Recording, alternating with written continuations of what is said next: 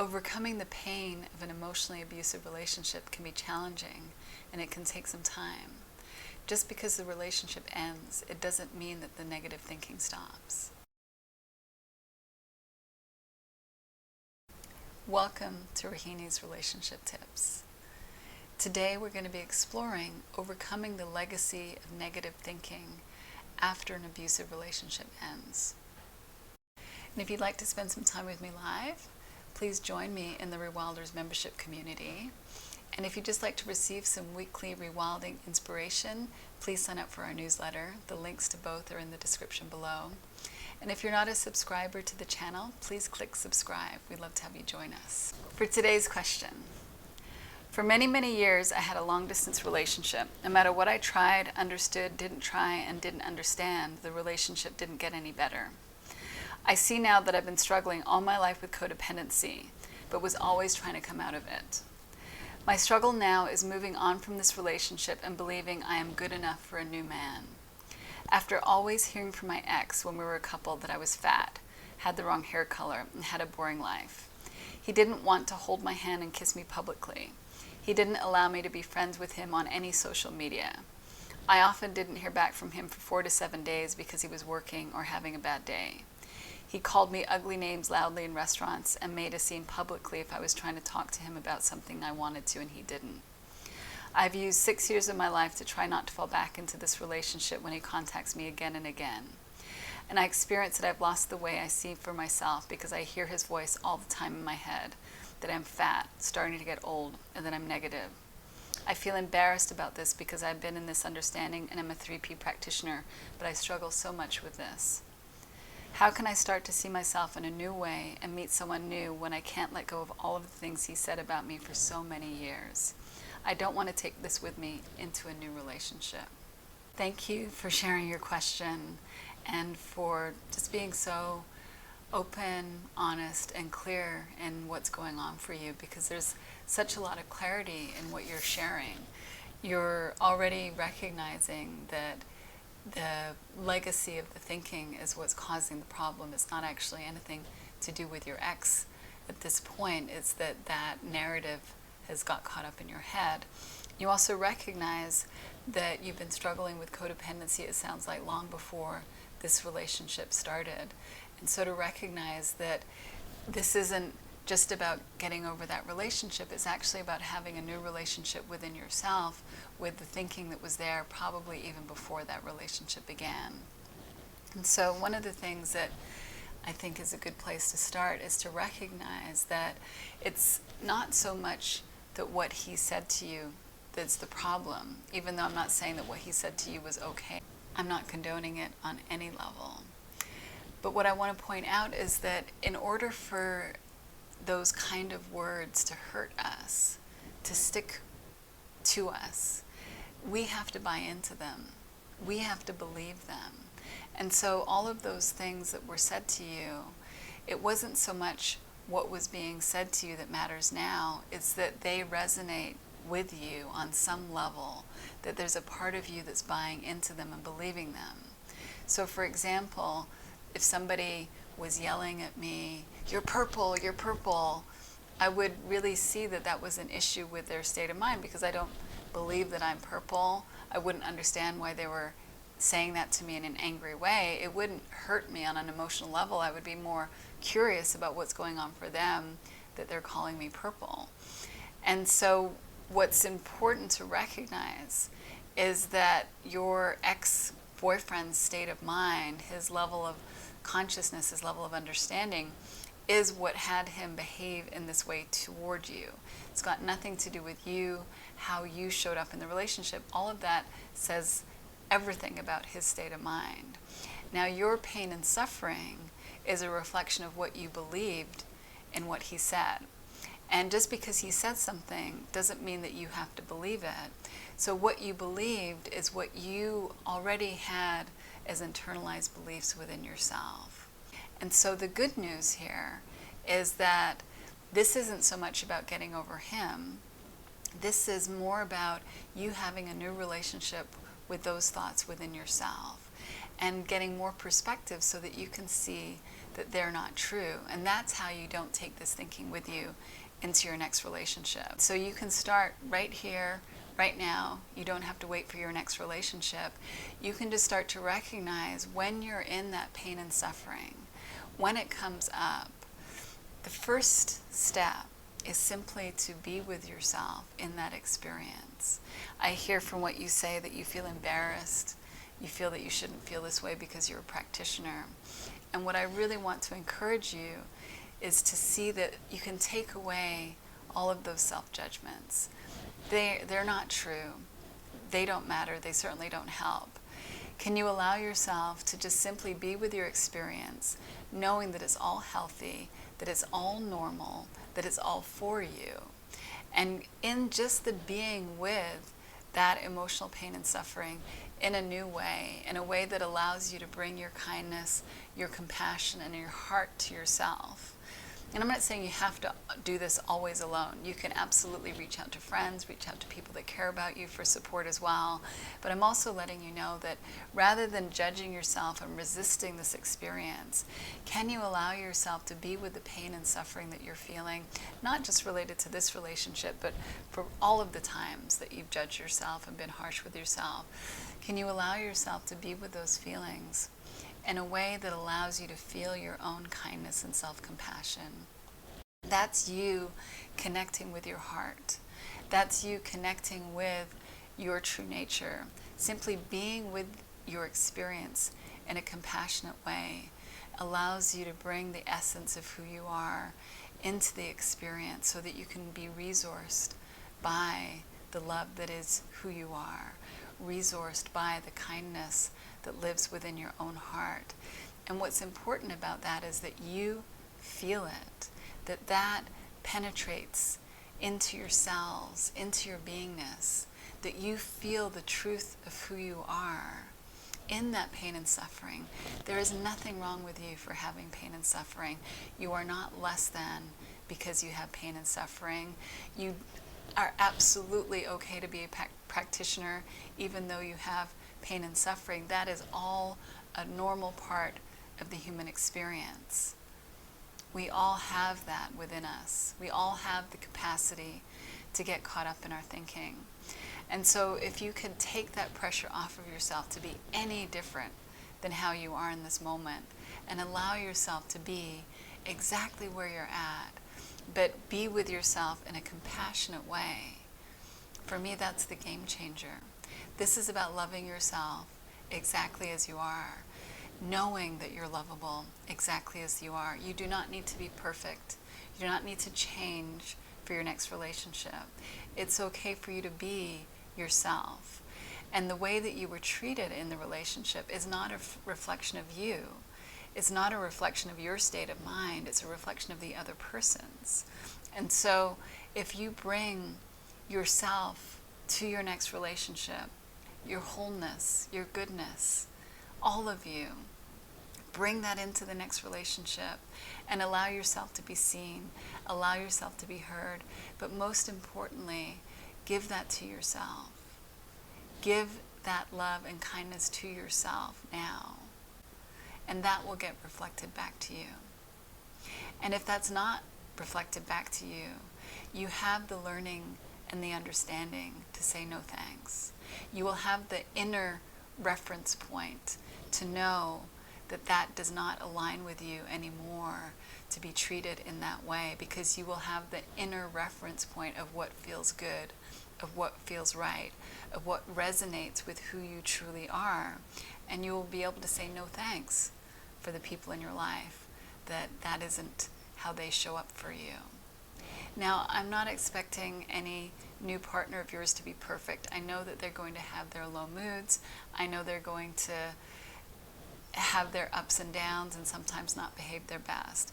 So I'm not talking about not having room for people's humanness, but I am saying that you don't have to be treated in a negative way in a chronic pattern, that isn't something that you have to say yes to, and that does not align with who you are at your core.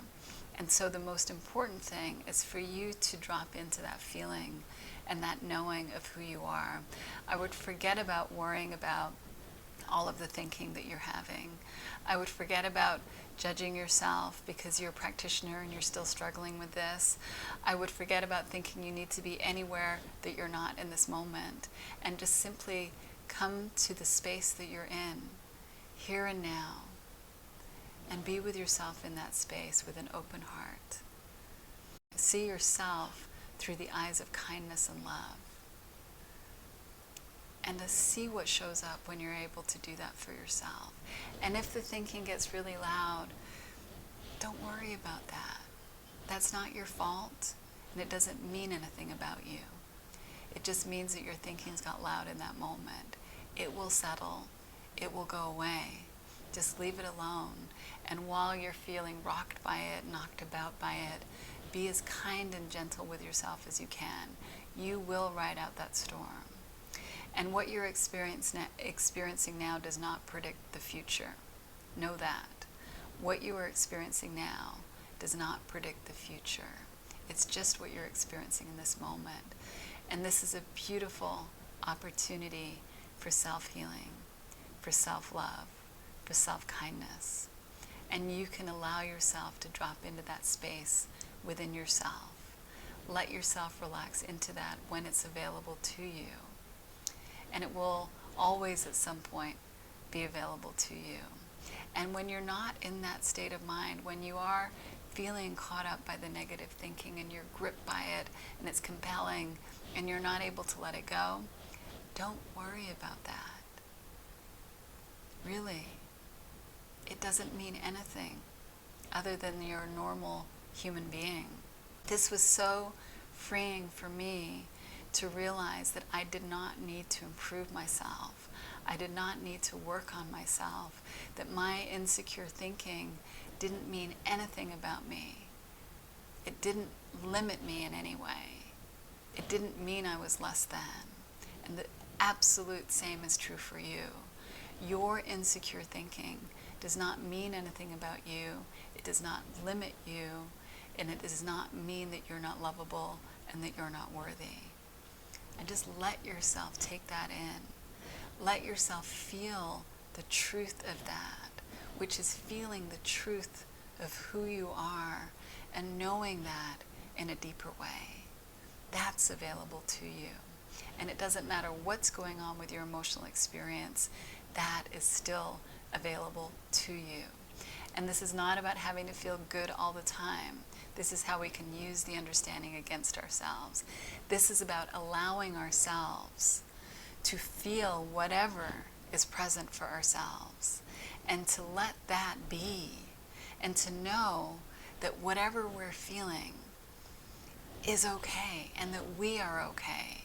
And that the more we can accept and be with it without trying to change it or judging ourselves for feeling it, the more healing we receive, the more perspective we gain. So that's what's available to you. Just know that who you are right now, in this moment, exactly as you are, is lovable. Exactly as you are. Even if you're having negative thinking, you are still lovable. You are still good enough. You are still worthy. Even if you're having the thought, I'm fat, I'm old, I'm boring, doesn't matter. They don't mean anything, those thoughts. They aren't true. And they only hurt when we believe that they're true. And even if we believe that they're true, it doesn't matter because we can wake up from that. So much of the pain and suffering comes from the judgment against ourselves because we're having the experience that we're having. So this might sound counterintuitive, but what I'm really inviting you to do is to let go of any resistance and any judgment to what you're experiencing, no matter what your experience is. Take the pressure off yourself and simply be with your experience as it is, no matter what's going on the emotional level. And if you're in emotional pain and suffering, absolutely take care of yourself. Bring yourself into that space of love and kindness within yourself while you're feeling what you're feeling, not to change what you're feeling, not to make it any different, but to see that you can have an open heart with yourself when you're feeling that way. And absolutely follow your guidance to reach out to anybody who comes to mind for support if that's what occurs to you. You don't have to be in this alone. But know that in your heart, you do know what's true. You do know that these words and these unkind thoughts that are a legacy from the past are not true. You do know that in your core, even if you forget that at times. I forget all the time and buy into my painful thinking. But just know that you do know what's true, and you can come back to that within yourself. And you will always come back to that within yourself. That is available to you. So allow yourself to come back to that space of love within your heart whenever you can, as much as you can. And the best way to do that is to take the pressure off yourself, to not worry that you're struggling in the way that you're struggling, to understand that the struggle is actually an invitation for you to love yourself even more and to be kind to yourself even more, exactly as you are. And in that space, healing occurs. Wisdom reveals itself to you. Love reveals itself to you. Peace reveals itself to you. And that's really what matters. And as you know this more deeply within yourself, you will take that into all areas of your life. Every single aspect of your life will be impacted by that. And of course, a new relationship will be part of that. But start with yourself first. Allow yourself to feel that space of peace with whatever's present. Let yourself remember that buying into these negative thoughts is something that will pass, and that it doesn't mean anything. It really doesn't mean anything about you. In fact, I think every single human being on this planet knows that experience, so it just means you're normal. And these thoughts do not define you. They are not who you are. Your feelings are not who you are. Who you are is far greater, far more magnificent. It's infinite. Who you are is infinite. Allow yourself to rest in that while you're feeling whatever you're feeling. Don't negate any of your experience, and you don't have to chase the feeling of your true nature. All you need to do is simply be present in this moment to what is. That is the simplicity of the invitation. And if you have resistance in this moment to what is, be with that. And if you have resistance to being with that, be with that. That's really the simplicity. And in the being with what is, healing shows up, because that's how we're designed. That is our true nature. That is your true nature. So I'm sending you lots of love. I hope you can feel that within yourself and know that that is within you, that that love resides within you. It is not coming from me. You are connecting with what is alive inside of you. And just follow that feeling. It doesn't have to be there all the time. It doesn't mean anything about you if it's not there all of the time. But know that feeling. Become familiar with it. Open yourself to it. Allow it to fill you and infuse you. And it's not just a feeling, it's healing. There's wisdom in it. There's common sense in it. There's guidance in it. Let that be your teacher. Let that be your guide. You have everything you need inside of you. Sending you love.